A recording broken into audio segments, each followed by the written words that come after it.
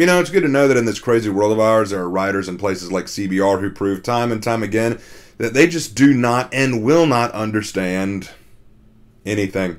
That consistency gives me some comfort, I guess. Alright, today, the thing they don't understand at CBR is Roronoa Zoro from One Piece. In this lovely article from 2 years ago, it seems that the author is claiming there are 10 things about Zoro that make him unlikable. Well, that's an odd thing to say, given he's one of the most beloved and badass characters in the series, but hey, let's see what they have to say. CBR doesn't really need much of an introduction, let's just get right into it. One Piece, 10 ways Zoro ruined his likability.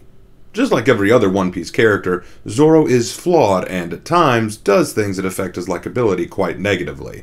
By Ray Pinber, published October 3rd, 2021.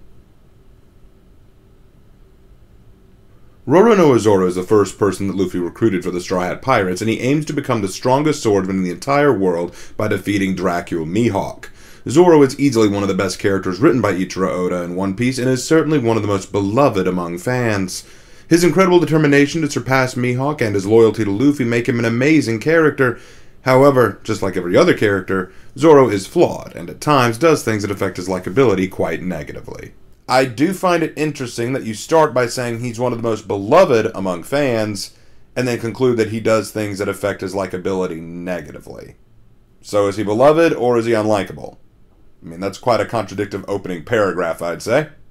Number 10. He was ready to leave Nami behind in Arlong Park. One Piece's Arlong Park arc saw Nami return to Arlong as she planned on freeing her village by collecting 100 million berries and delivering them to Arlong. When Luffy chased Nami all the way to Kokoyashi village, Zoro had already talked to Nami and had decided to give up on her. In reality, Nami was protecting both her people and the Straw Hat Pirates from Arlong and trying to shoulder all the burden by herself. Had it been left up to Zoro, Nami wouldn't have been a member of the crew right now. Zoro did not know that Nami was suffering, and he did not know her real goal. Nami purposefully lied to him, trying to convince him that she was on the Arlong crew. I guess you finally get it. I just used you guys to get what I wanted. You were skilled enough to serve my needs, but boy, were you guys a bunch of suckers. Zoro tested her by throwing himself into the ocean while tied up.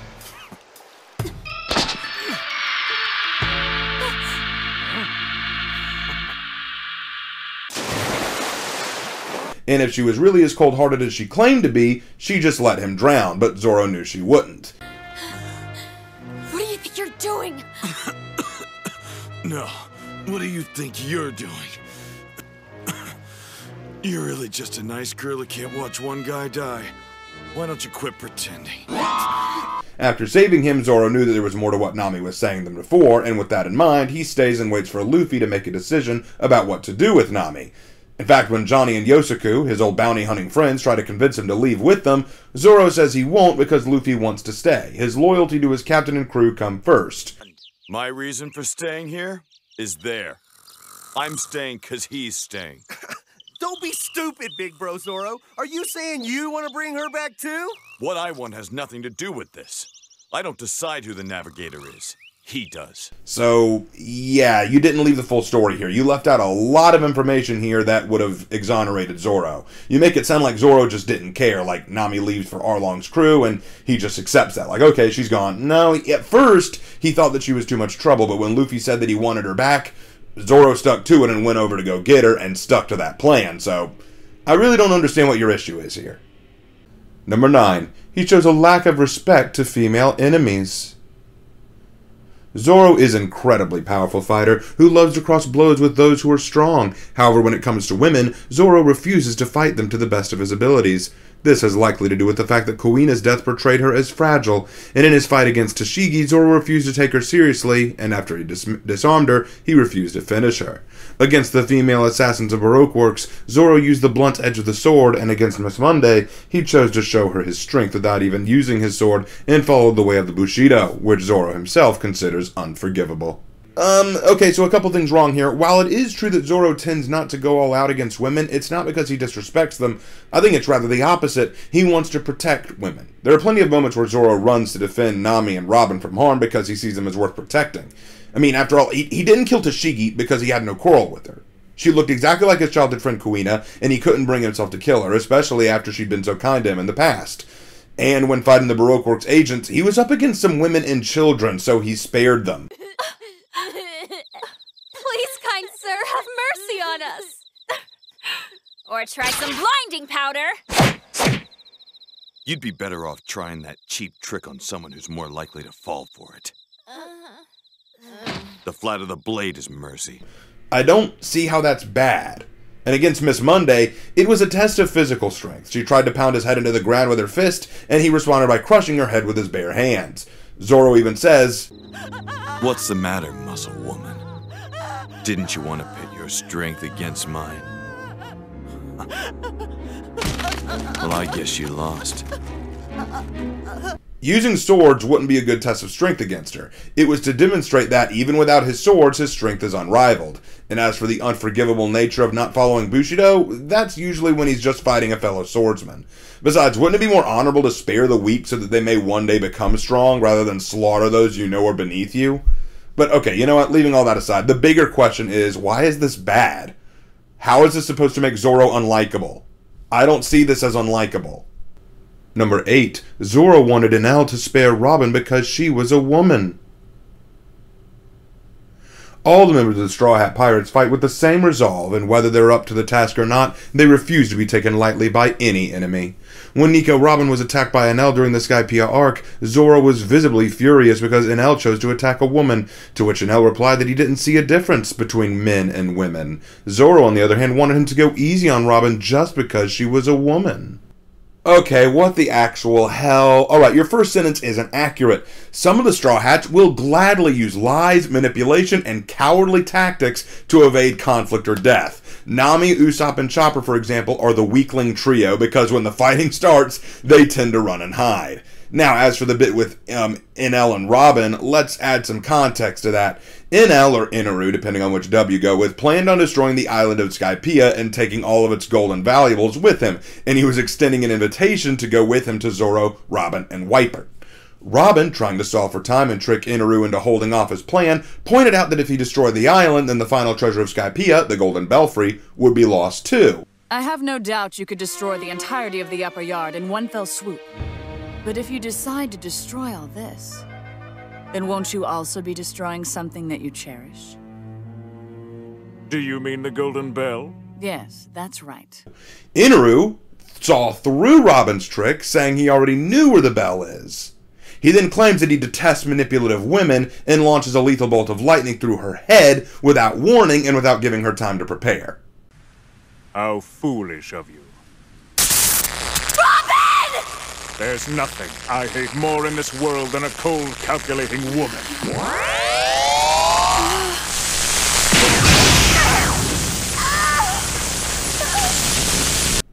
Zoro was outraged that Inaru would attack a woman because, as stated previously, he cherishes women and will defend them. You could also argue he was angry that Inaru only attacked her because he saw her as a manipulative woman. So who's the real sexist here? The one who rushed to catch Robin before she hit the ground, or the one who said, I hate manipulative women?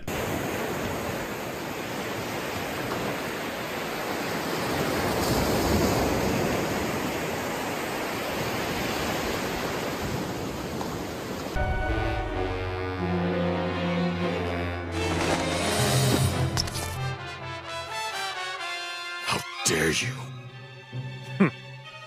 I do as I please.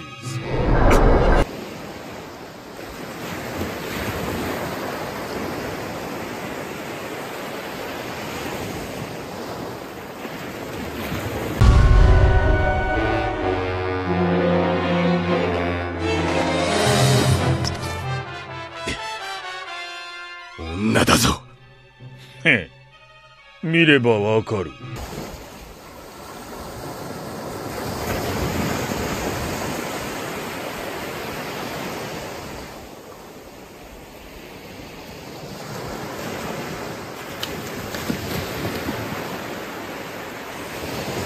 Oh, and when the hell did Inaru say that he doesn't see a difference between men and women? He never said that. When Zoro said she's a woman, Inaru replied, I can see that.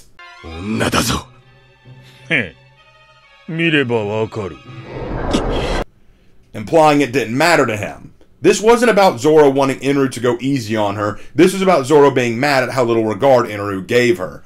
All she did was ask a question, and he killed her for it. But I'm curious, what should Zoro have done? Should he have just said, oh well, she was no match for him, serves her right for trying to trick him?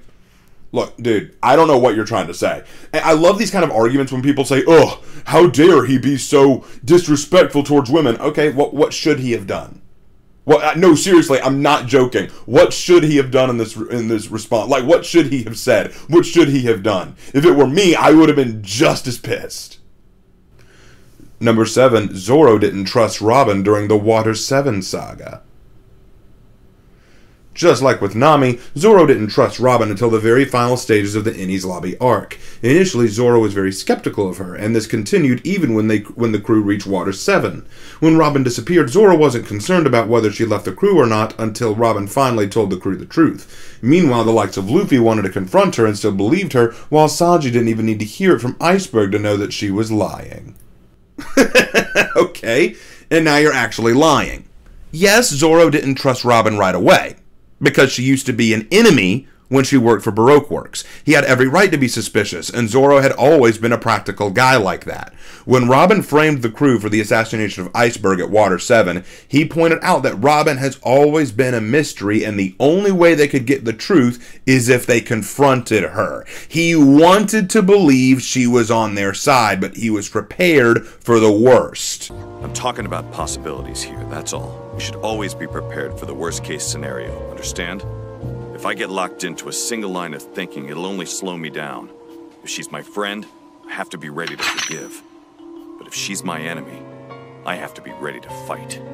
After they lost to CP9 at Iceberg's mansion, Nami was told the full story by Iceberg as to why Robin framed them, and when Zoro heard and learned that Robin was trying to save them, that changed Zoro's mind entirely, and he was prepared to go and save her. He never at any point planned to leave her behind. He never at any point said, all right, we're done with this woman, she's clearly evil, I don't... He was always willing to be proven wrong. He was always willing for Robin to come back, but he had to look at things from all angles. As he said, I need to be prepared to forgive as well as fight. That's the way Zoro thinks.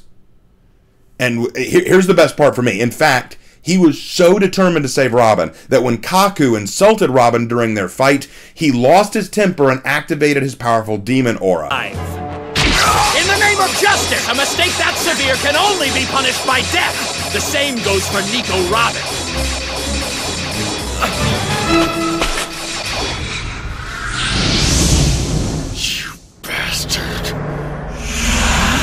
Zoro wants to trust Robin, but he's realistic and practical until given more information. What would you have preferred? That he just trust her unconditionally like everyone else without the proper knowledge to make that conclusion? He was the only one out of the group that I was kind of like, yeah, I agree with Zoro here. Chopper, Nami, and Luffy were all saying, nah, she's totally on our side, she's totally on our side. Zoro's the only one who was like, no, Zoro's got a point. It's hard to trust a woman that we know so little about. She has not been forthcoming with us. She used to be our enemy. We need to be prepared for any potential possibility.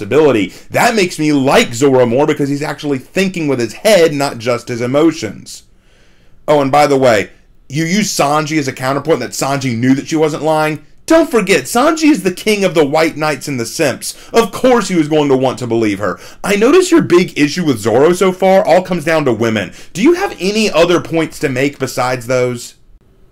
Number 6, Zoro refused to cut Monet during the Punk Hazard arc.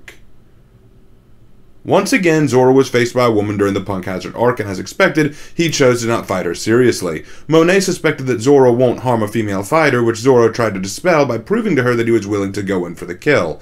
However, Zoro's only goal was to intimidate Monet and not actually hurt her. In fact, Zoro barely grazed her, and for his final blow, didn't even use haki. He only created an opening for Tashigi and let her finish Monet off. Again, with the woman thing, your last 5 points can all be summed up into one thing. Zoro doesn't fight women seriously, or he doesn't treat women equally, or whatever. Not only is this not really an issue, since I don't think anyone takes issue with it, but part of Zoro's personality means that he values women and doesn't want those weaker than him to be hurt. And before you say, oh, well, how dare he see women as weaker? Let's face it, most everyone in the crew and in the world is physically weaker than him, okay? Most of them are weaker than Zoro. It's the same reason he doesn't cut down children, okay? He values the weak. He wants to protect those weaker than him. In the fight with Monet, depending on the version, he says essentially the same thing. In the original Japanese, he says,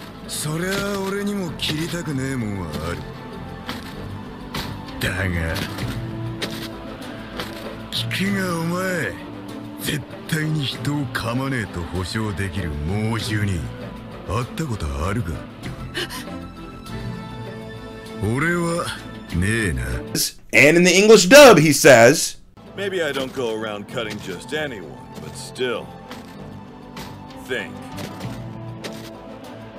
When you're face to face with an animal that can rip you to shreds, you don't take any chances, do you? You get the hell out of there.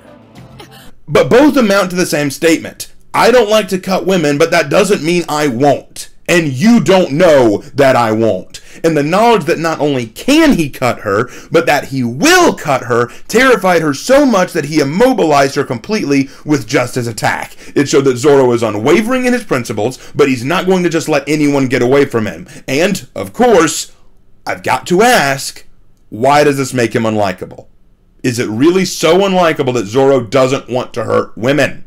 I personally find it rather cool. He values women. He wants to protect them. And once upon a time, this was something that was valued in men. A chivalrous nature. Genuinely, I'm curious, what's wrong with it? I'm sick of this whole idea that just because a man wants to protect a woman or he values a woman, somehow that's disrespectful. When did we get to the point where we could say, I value women and I want to protect them? You absolute sexist! Where did that come from, okay? What would you rather Zoro do? Well, you're on your own, Nami. Deal with it yourself. You're on your own, Robin. Deal with it yourself. What happens when they can't deal with it? What happens when they need someone like Zoro to step in? He's going to say, I don't want to step in. That would be taking away from your empowerment. That would be making you look weaker. And what about the women who are weaker than Zoro and he wants to hold back against them because he doesn't want to hurt them? What do you want to say then? Are you going to bully Zoro for saying, how dare you beat up on someone weaker than you? You can't win this fight. And I don't know why we're having this fight to begin with. I think it's awesome that Zoro treats women this way. I think it's awesome the way Zoro acts because it's true to his character. It's actually different from Sanji, right? Sanji's chivalrous too, but he won't even fight a woman.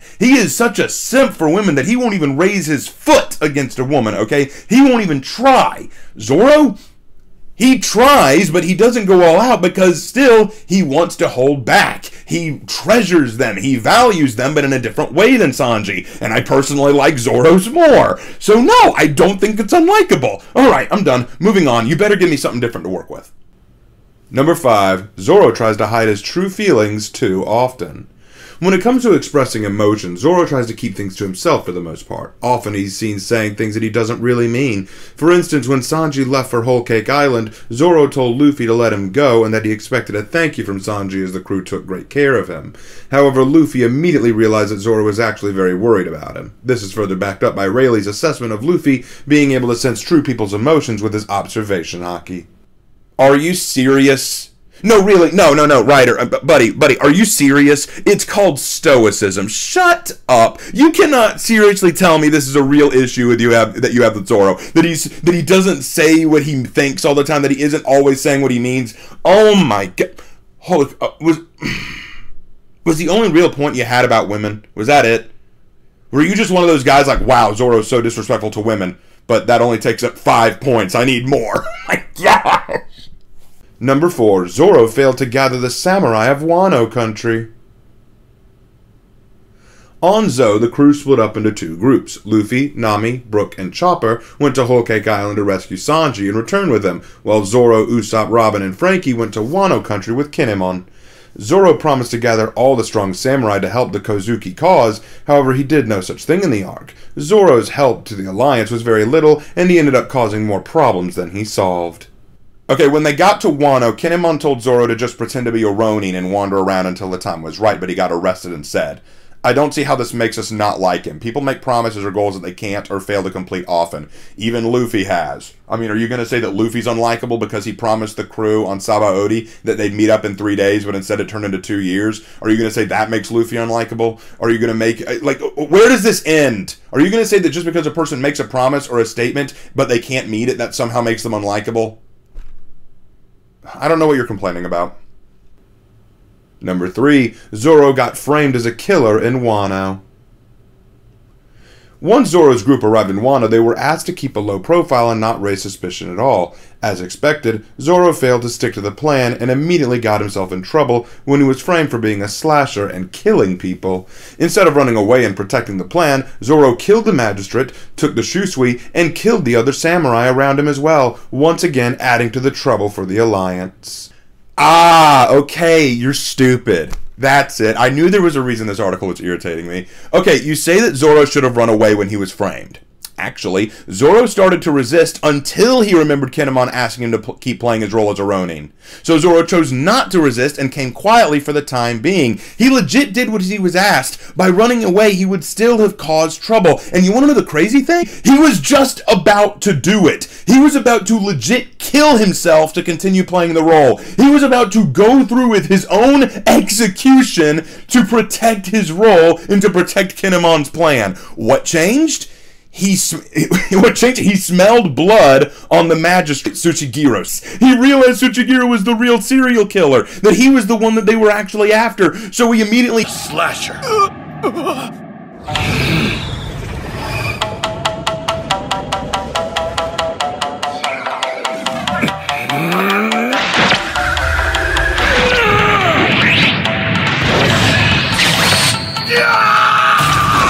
Why? Because Tsuchigiro was trying to get out of trouble because he was the real serial killer. He was a magistrate, so he framed Zoro and said, finally, I can use this guy as a scapegoat. Plus, he has Shusui. Zoro had the legendary sword Shusui, and I can't wait to take this from him. So Zoro was about to lose his life, he was about to lose his sword, and he was about to let a dangerous criminal get away. So he made a split-second decision to cut down the real criminal, and he apologized. He said, I'm sorry, Kinemon, but I had to do it. And you know what? I agree. He had to do it. I have no problem with him doing that. In fact, I would much rather him have done that than kill himself. Why does this make him an unlikable person? Why does this make Zoro unlikable? This article is absolute garbage. Oh my gosh. Okay, we're almost done. 2 more to go. 2 more to go. Oh my gosh. Number 2, he almost messed up Kinemon's 20-year-long plan by attacking Orochi. In Kuri, Kinemon made the perfect plan to attack Kaido and Orochi on the night of the Fire Festival and gather allies in the meantime. Kanjuro ended up giving this information to Orochi, however, Yasui covered it up with his death and gave them another chance at the cost of his life. Zoro, blinded by rage, decided to attack Orochi right there and then and risk ruining not only Yasui's sacrifice, but also the entire plan to take down Kaido. Okay, so far your complaints have boiled down to 3 things. First, that Zoro doesn't fight women seriously. 2, that Zoro is too stoic. And 3, that Zoro's sense of honor and justice often runs counter to the plans of his peers. None of these are bad things. None of these make us dislike Zoro. You better have a really good one for the last point. You better have one that, like, blows my mind. Like, you better have one that legit makes me go, yes, I agree, that is something unlikable about Zoro. I really want to see this. What is it? What is it? Hit me with it. Come on, what is it? What is your number 1? Number 1, Zoro has a terrible sense of direction for a pirate of his caliber.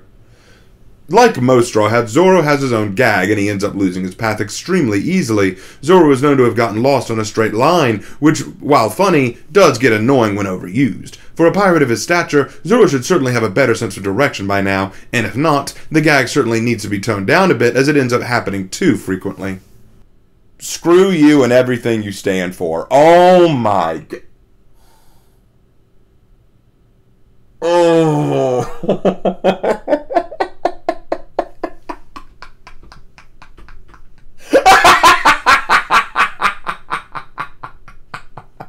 You're upset. You think that Zoro's bad sense of direction is unlikable.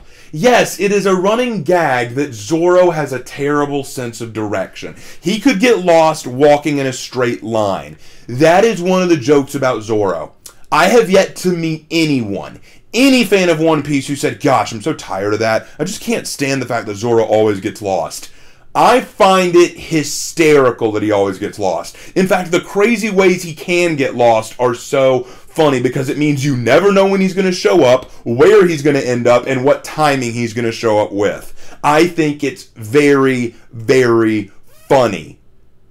I don't know what the hell's wrong with it. I don't know why you take issue with it. But the fact that out of 10 points, you said the 10 things that make us dislike Zoro, 5 of them had to do with his treatment of women, which I don't see as a problem. 1 of them had to do with him being too stoic. Another 2 had to do with the fact that 3 actually had to do with the fact that his honor made him act when he probably didn't need to act, which keeps in his personality, and it's not anything that we don't like. And your last one is that the running gag with Zoro is annoying. Dude, let me be very clear about this article. You didn't have anything to write. Let's be clear. You probably had you probably had like some kind of schedule to keep, right? You had a deadline or something. You needed to release something, and you thought, I'll write about how Zoro is a very unlikable character for 10 reasons. But I can only think of 3, and you could only come up with 3 things you didn't like about Zoro, so you tried to stretch it out for 10. It's very obvious this was a poorly done article. It's absolutely awful. And you might be thinking, now Raven, if this is such a bad article, why did you choose to respond to it? I'll tell you why. There are 2 reasons. Number 1, because Zoro is probably one of my favorite characters in all of One Piece. I love reading articles about him. I love watching video clips of him. In fact, I know that a lot of people don't like the English dub of One Piece, but I really love how Christopher Sabat plays Zoro. He sounds really cool. I like both the sub and dub version of Zoro. His abilities are cool. His style is cool. There's so much I like about Zoro. And so seeing an article where they say 10 reasons why Zoro is unlikable, I'm like, oh, well, I gotta see this. None of them work. Not even one. There wasn't even one where I could sit here and say, yeah, you know what? I agree. I'm not really sure I like that all that much about Zoro. I'm not so sure that I appreciate that all that much. Like that's the thing for me. I'll tell you the thing I don't like about Zoro. Like, you know what? There is one thing I can say. The one thing I don't like about Zoro is the fact that he sleeps for most of the arcs that he's around. One of the biggest problems I have with Zoro is that usually he's very out of the action for most of the story or most of the arc, but then only shows up to be a badass for a little bit and then goes back to sleep. In fact, Christopher Sabat in an interview said that he loved voicing Zoro specifically because it was easy to do. He sleeps for most of the arc or wanders around for most of the arc and doesn't do anything until it's time to fight, and then he gets to be a badass. So sometimes that annoyed me because I wanted to see Zoro do more things. That's the only thing that I can say I don't really like about Zoro, but everything else I think is awesome.